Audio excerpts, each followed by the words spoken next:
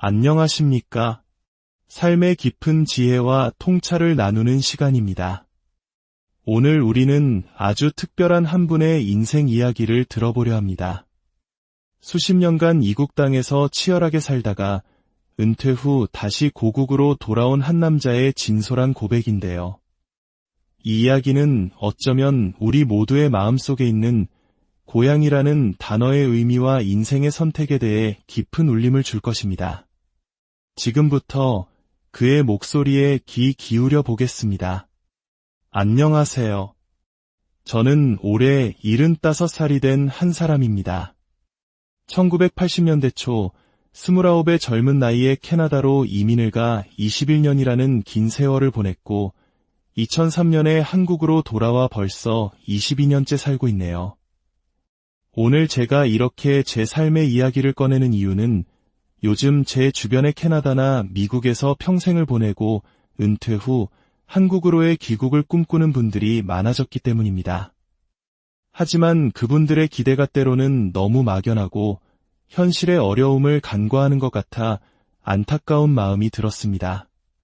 제가 직접 온몸으로 겪어낸 이야기들이 그분들의 중요한 선택에 조금이나마 도움이 될까 하여 용기를 내어봅니다. 제 이야기를 시작하려면 먼저 1980년대의 대한민국으로 거슬러 올라가야 합니다. 1982년 저는 아내와 함께 캐나다 토론토행 비행기에 몸을 실었습니다. 당시 저는 29, 한국의 한 중소기업에서 회계 업무를 보던 평범한 직장인이었죠. 하지만 그때의 한국은 지금 우리가 아는 풍요로운 나라와는 거리가 멀었습니다. 광주 민주화 운동의 아픔이 채 가시지 않았고 서슬퍼런 군부 정권 아래 사회는 늘 불안했습니다. 경제 상황도 좋지 않아 제가 다니던 회사는 언제 문을 닫을지 모르는 위태로운 상황이었죠.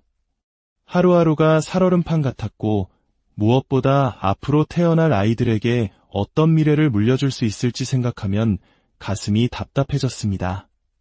바로 그때 캐나다에 먼저 정착해 있던 아내의 형부로부터 연락이 왔습니다.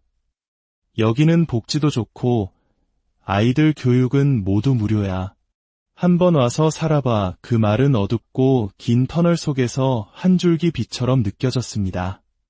저희 부부는 아이들의 미래, 오직 그것 하나만을 보고 이민이라는 큰 결심을 했습니다. 지금 돌이켜보면 참으로 무모한 도전이었습니다. 영어는 서툴렀고 캐나다라는 나라에 대해서는 아는 것이 거의 없었으니까요.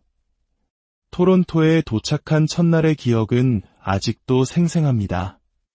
2월 중순 영하 15도를 밑도는 혹독한 추위는 난생 처음 겪어보는 것이었습니다. 형부의 차를 타고 공항을 빠져나오며 본 토론토의 풍경은 깨끗하고 광활했습니다. 모든 것이 질서정연하고 평화로워 보였죠. 하지만 그 평화로운 풍경 뒤에 숨겨진 이민자의 현실은 결코 호락호락하지 않았습니다. 가장 큰 장벽은 역시 언어였습니다. 한국에서 나름 영어를 좀 한다고 생각했지만 현지인들의 빠른 말을 알아듣기는 어려웠고 은행이나 관공서에서 복잡한 서류를 마주할 때면 거대한 벽 앞에 선 듯 막막했습니다. 아내는 저보다 더 힘들어했죠. 일자리를 구하는 것도 하늘의 별 따기였습니다. 한국에서의 회계 경력은 이곳에서 아무런 인정을 받지 못했습니다. 결국 제가 처음 얻은 일자리는 한인 식품점의 창고 관리 직원이었습니다. 새벽 6시부터 저녁 6시까지 무거운 상자를 나르고 배송하는 고된 육체 노동이었습니다. 월급은 최저임금 수준이었죠. 한국에서는 그래도 사무실에서 넥타이를 매던 내가 이곳에서는 작업복을 입고 먼지 속에서 일하고 있다는 현실에 남몰래 눈물을 훔친 적이 한두 번이 아니었습니다. 아내 역시 오피스 빌딩을 청소하는 파트타임 일을 시작했습니다. 우리 부부가 밤낮으로 일해 한 달에 손에 쥐는 돈은 $1,800 남짓이었습니다. 하지만 우리는 포기할 수 없었습니다. 아이들의 웃음소리를 들으며 이 모든 고생이 헛되지 않을 것이라 서로를 다독였습니다. 다행히 아이들은 스펀지처럼 새로운 환경에 빠르게 적응했습니다. 몇 년이 흐르자 저 역시 조금씩 안정을 찾아갔습니다. 영어가 늘면서 식품점에서 관리직으로 승진했고 1990년대 초반에는 한국 식품 수입업체로 자리를 옮기게 되었습니다. 한국어와 영어를 모두 할 수 있다는 점이 큰 장점이 되었죠. 월급도 $3,000 수준으로 오르면서 저희는 드디어 캐나다에 뿌리를 내리고 있다는 안도감을 느꼈습니다. 토론토 외곽의 작은 타운하우스도 장만했습니다. 내 집이 생겼다는 기쁨은 그간의 모든 서름을 씻어주는 듯했습니다. 아이들은 무럭무럭 자라주었습니다. 첫째는 명문 토론토 대학교 경영학과에, 둘째는 공대에 진학했고 둘 다 졸업 후 캐나다에서 좋은 직장을 구해 완벽하게 정착했습니다. 1990년대 중반 저희 부부는 드디어 캐나다 시민권을 받았습니다. 한국을 떠나온 지 15년 만의 일이었습니다. 그 순간의 뿌듯함은 말로 다할 수 없었습니다. 하지만 2000년대에 들어서면서 제 마음속에는 설명하기 어려운 감정들이 싹트기 시작했습니다. 나이가 신줄에 접어들자 문득문득 고향 생각이 간절해졌습니다. 특히 연로하신 부모님을 생각하면 마음이 무거웠습니다. 한국에 계신 부모님은 어느덧 80을 훌쩍 넘기셨는데 멀리 떨어져 있다는 핑계로 제대로 된 효도 한 번 못하고 있다는 죄책감이 저를 괴롭혔습니다. 2001년 아버지가 뇌졸중으로 갑자기 쓰러지셨다는 비보가 날아들었습니다. 모든 것을 제쳐두고 급하게 한국행 비행기에 올랐지만 저는 아버님의 마지막 순간을 지키지 못했습니다. 제가 도착하기 하루 전 아버지는 이미 세상을 떠나신 후였습니다. 장례식장에서 저는 평생 잊지 못할 후회와 죄책감에 휩싸였습니다. 왜 나는 이렇게 멀리 와서 살고 있었을까? 아버지의 임종도 지키지 못한 불효자가 되었구나. 동생들은 아무 말도 하지 않았지만 그들의 눈빛 속에서 저는 언스포컨 원망을 읽을 수 있었습니다.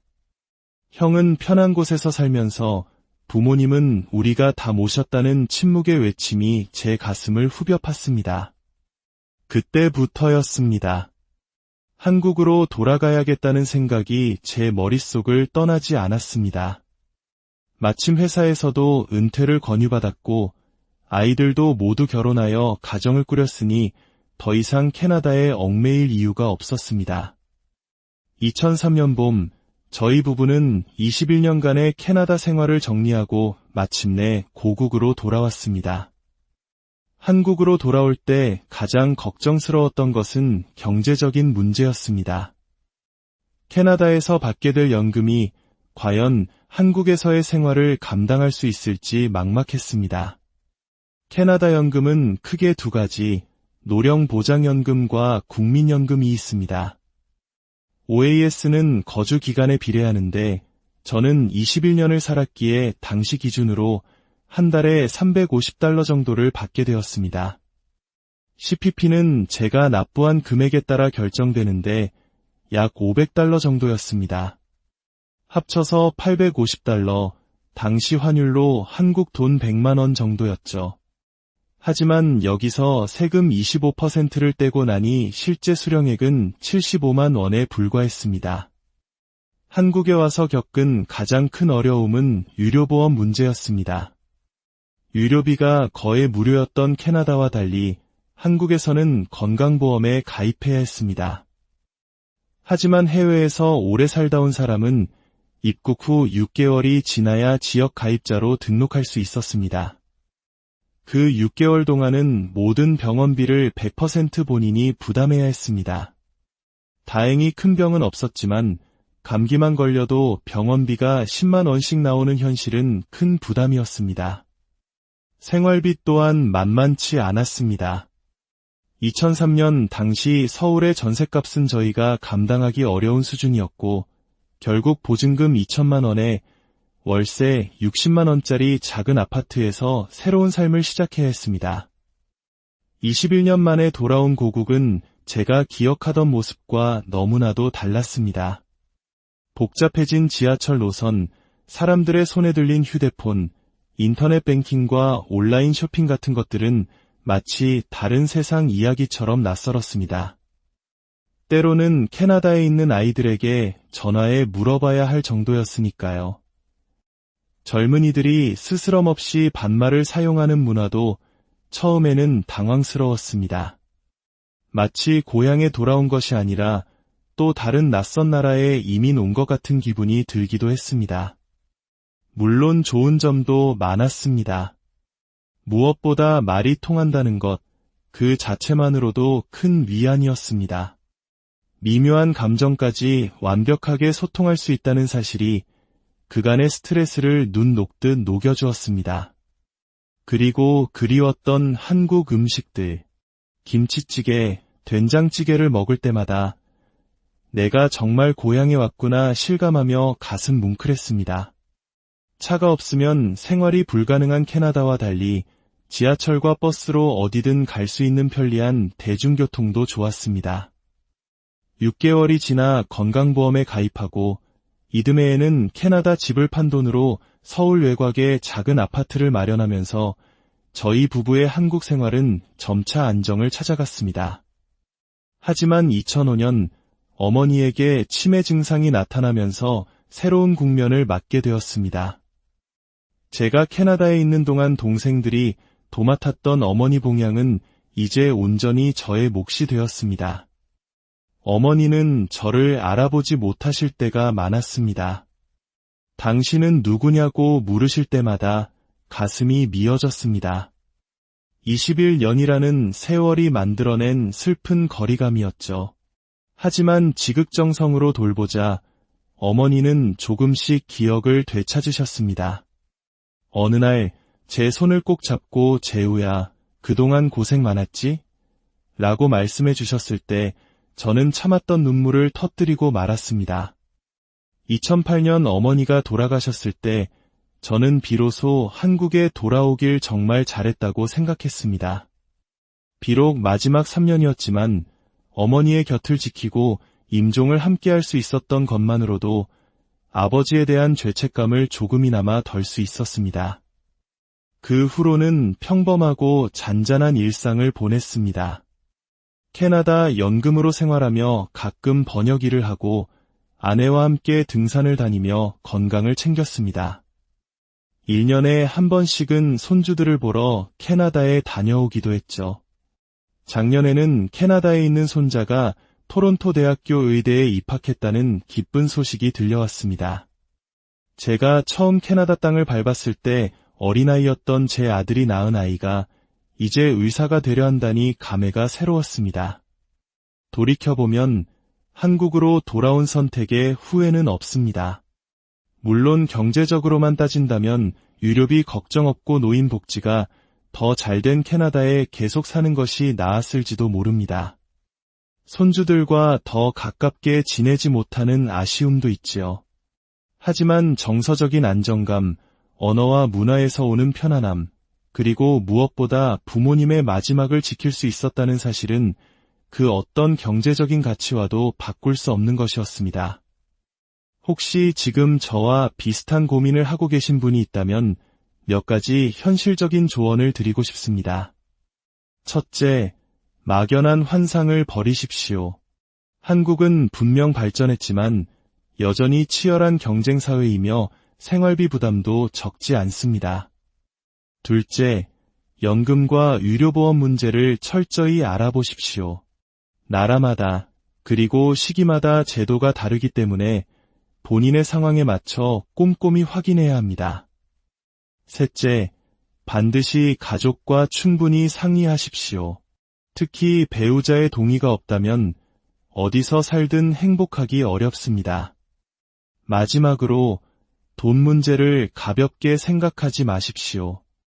환율 변동이나 세금 문제까지 고려하여 현실적인 자금 계획을 세워야 합니다. 인생의 정답은 없습니다. 젊을 때는 더 넓은 세상에서 도전하며 경험을 쌓고, 나이가 들어서는 마음이 편안한 고향으로 돌아와 삶을 마무리하는 것도 좋은 선택 중 하나라고 생각합니다. 저는 지금 행복합니다. 아침에 일어나 동네 뒷산에 오르면 제가 나고 자란 서울의 풍경이 한눈에 들어옵니다. 그 풍경을 바라볼 때마다 내가 내 고향에 살고 있구나 하는 생각에 마음이 따뜻해집니다. 캐나다의 광활한 자연도 아름답지만 결국 제 영혼이 쉴 곳은 이곳 대한민국이었습니다. 제 긴 이야기가 누군가에게는 인생의 중요한 갈림길에서 작은 이정표가 되기를 바랍니다. 어떤 선택을 하시든 그 선택에 책임을 지고 최선을 다해 살아간다면 그것이 바로 정답일 것입니다. 한 분의 진솔한 인생 여정이었습니다. 우리에게 집과 행복의 의미를 다시 한번 생각하게 만드는 깊은 이야기였네요. 오늘 이야기가 여러분의 마음에 깊은 울림을 주었다면 좋아요로 따뜻한 응원을 보내주시기 바랍니다. 또한 주변에 비슷한 고민을 하고 계신 분이 있다면 이야기를 공유해주세요. 여러분의 구독은 저희가 앞으로도 이렇게 가치 있는 이야기를 만드는데 정말 큰 힘이 됩니다. 소중한 시간을 함께 해주셔서